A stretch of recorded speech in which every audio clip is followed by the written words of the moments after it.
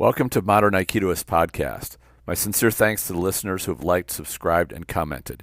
Your interest is noticed and deeply appreciated. I wasn't sure exactly what to name this podcast because there is a great deal to the student-teacher relationship. There are many varieties of relationship and there's no accepted standard. As you travel on your martial path, you will likely encounter many teachers and mentors over the years. As a teacher, or even merely as a student, you will be looked to as a mentor by many others. It may only be for a few hours or even a few minutes, but if somebody's seeking your help or assistance in learning, you are a teacher for that period of time. I'm going to address both sides of the teacher-student relationship. No matter how far along the path one travels, both roles are ever present. Each requires the correct mindset to make the most of the time spent training, learning, and teaching. Every living thing is either growing or is dying, and we are the same way. And the instant we stop learning new things and growing, we start to decay. It's easy to think of growth as a student, as there's so much you want to learn that you do not know but desire to. The passion to absorb knowledge and build your ability is like a fire inside you. It keeps you coming to classes and it keeps your mind focused on improvement. This is at the heart of the duty of a student, to provide the passion and desire to learn. This is something your instructor cannot give you. Some students arrive to class eager to learn and are excited to get on the mat and improve their skills. Others show up without seeming to care if they are late and seem to merely show up and physically be present. During the class, their minds wander. They pay little attention to the instructor or senior students for how to move or what to do. I'm sure you've seen both types of people in a dojo. It's my observation that both will learn, but those who are eager will learn much faster than those who just show up and go through the motions. These are two opposite ends of the spectrum, and there are students that are somewhere in between. It's pretty easy to spot students who are engaged. They tend to show interest beyond just class time. Often they show up a bit early to class and stay a bit afterwards and talk with their fellow students.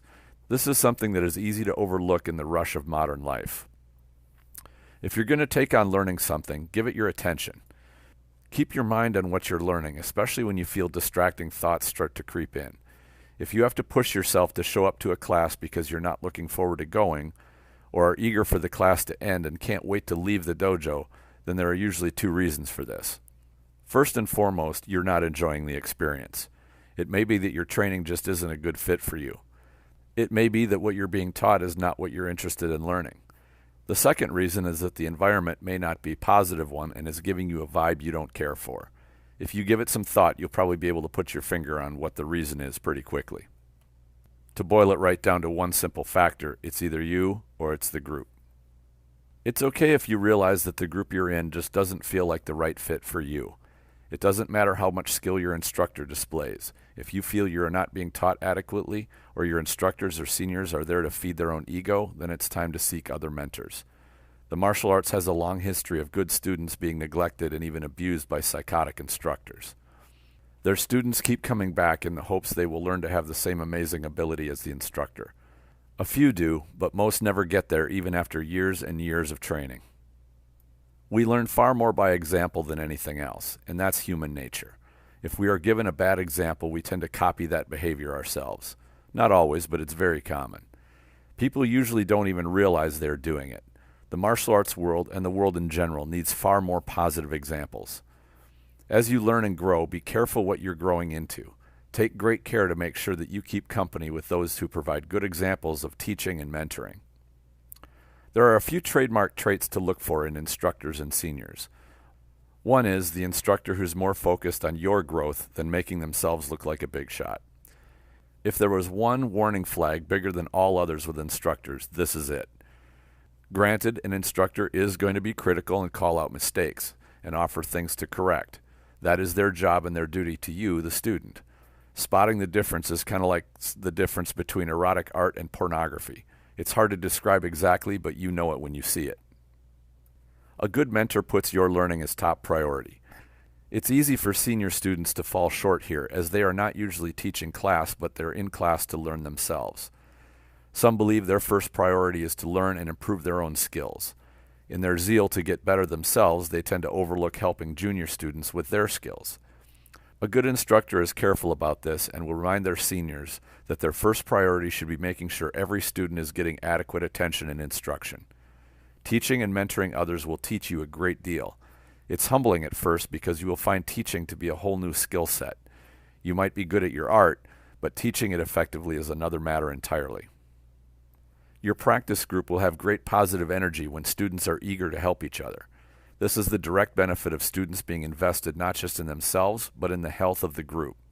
A rising tide raises all boats, and having students eager to help one another will elevate the skills of everyone in the practice group. This is where some instructors actually sabotage their own efforts. They insist that students should not guide others. This is an old-school Japanese tradition where no one in the class speaks except for the instructor. In such an environment, giving suggestions to your partner is strictly forbidden, even if you see them struggling.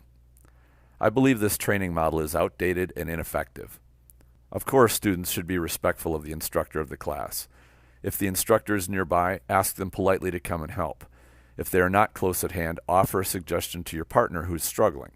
I find this immensely useful in making sure that no students spend time struggling with technique. It also builds a great rapport between the students. In the end, the duty of the instructor is to impart knowledge on students and build their skills. I believe that should be done as directly as possible. Some instructors revel in perplexing students with cryptic instruction and trick questions meant to keep students in a constant state of confusion. These are control techniques meant to keep students always searching for the answer to riddles. Instructors who have honed this art can keep students in a state of confusion for years or decades, always making them feel that understanding is just a step or two ahead of them, but still just out of their grasp. This is not teaching, it is conditioning and indoctrination. If your teacher cannot get you to understand something, they either don't know it themselves or are refusing to share it. Either way, if this happens, you're right to question their abilities as a teacher. I'm not saying that Aikido or martial arts are easy to learn or quick to learn, because they are not. However, anyone who overcomplicates it is hurting your growth, not helping it. All students overthink technique and overcomplicate it. Having an instructor add to the confusion only makes learning more difficult. A good teacher can provide a straight answer to your questions or what you're struggling with. The answer might not be short, but it should be clear and easy to understand. When it comes to technique, you might understand what needs to be done, but it will take time for your body to learn how to do it properly. Be patient, it takes time and practice. Learning to understand what you should be doing doesn't take as long. The better and more clear the instruction you get, the easier it is to improve your technique. As a teacher, you will see this in how quickly your students can start troubleshooting their own technique instead of relying on you or a senior student to do it for them. You will make your job as an instructor so much easier. Once you take a good look and feel the trouble might be with you, then you should give some serious thought to your own priorities. It might be that other of your life commitments are more important to you, and that's fine. Perhaps once you've given these the attention that they are due, you'll have a little more time or mental energy left to devote to martial arts training. There's no clear answer to this, except that life is about correctly setting your priorities and sticking to them. I advise against trying to burn the candle at both ends. Do what you can do effectively. My grandfather always said, "I don't care what you do, but whatever you decide to do, be the best at it." Even if you merely enjoy martial arts training without feeling the need to be best at it, at very least, don't take on training half-heartedly. You will get out of the training what you put into it and no more. If there was one single concept that describes the duties of a student, this would be it. Never expect to make big gains on small commitments. In life, we don't find time, we make time. If you make time to go to class, make sure your mind and your passion are there too. Merely having your body present isn't enough. If the stresses and worries of the day are on your mind, learn to clear them to take on your training. I've found that the mat is a meditation for me, and there's no greater meditation than being uke. If your attention strays for even a moment, you can miss a roll or fall and get banged up pretty quickly. You will learn to wield your focus on what is at hand and not let your mind dwell on things which are not priority for that moment. I'll add one thing to that. Don't think of your training only when you step on the mat and then abandon it when you step off the mat, like a factory worker punching in and out of work. Let your mind absorb the lessons on the mat and see the connections of how these lessons relate to your everyday life. This is one of the things I find so fascinating about Aikido and why it feels to me like a way of strategy. If you're quick to shut off learning because you're not doing technique, you will miss a great deal of Aikido. As you walk your path, always have your priority on being a good student and being a good teacher. You may have to switch hats in the blink of an eye to help someone. Be gracious and be ready to switch from teacher to student. I've found that my students have taught me a great deal, which I would have missed had I not been open to it. I'll leave you with a concept which applies to all learning, whether it be by students or teachers. Imagine a spectrum. On one side of the spectrum is a person whose mind is so open that they believe everything they are told at face value. Their mind is open, but they don't filter what is shared with them. These people are easily led into believing things which are not true, and obviously this is a bad thing. On the other end of the spectrum is the ultimate skeptic. They believe nothing they are told and spend enormous mental energy finding reasons to reject everything they are told or shown. Again, that's a bad thing. A good student is one who can balance these two extremes. It's good to keep an open mind and set aside your skepticism so that you can be presented with a new concept. Try it out and see if it might have some merit before rejecting it. Aristotle said, "It is the mark of an educated mind to be able to entertain a thought without accepting it."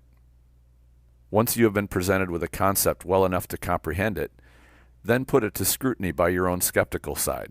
It's okay to question it and explore why it works and find its limitations. Honest and thorough scrutiny builds greater understanding, but scrutiny can easily be distorted by existing beliefs. If you don't want to believe something, you won't, despite it being true. We should always seek the truth and be ready to abandon that which is false. This is the process of learning, and those who devote themselves to this ideal make the best students and the finest teachers. What other topics are you interested in hearing covered in this podcast? Please share your ideas in the comments if you're watching this on YouTube. You can also go to the Facebook group Aikido the Martial Side and post a comment there. Your input and engagement helps podcasts like these stay around. Please support it by liking, subscribing, and sharing. Enjoy your training.